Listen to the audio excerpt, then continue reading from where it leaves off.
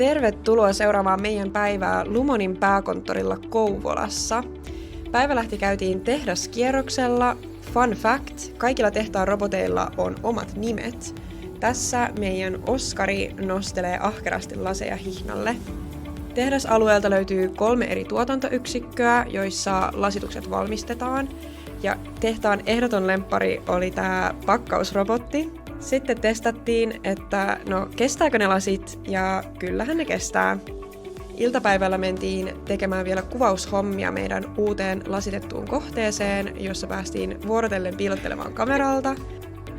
Tähän kohteeseen valmistui Lumonin uusi lasiterassi nimeltä Siro. Tämä pilottiterassi on osa meidän juuri lanseerattua terassimallistoa, joka on suunniteltu moderniin arkkitehtuuriin. Testattiin myös, toimiiko terassi vieraiden viihdyttämiseen, ja hyvinhän se toimii. Lopuksi vielä pelastettiin 1 ampiainen terassilta, ja sitten kun saatiin päivän hyvä työ tehtyä, niin olikin aika suunnata takas kotiin, ja matkalla bongailtiin vielä vähän lehmiä.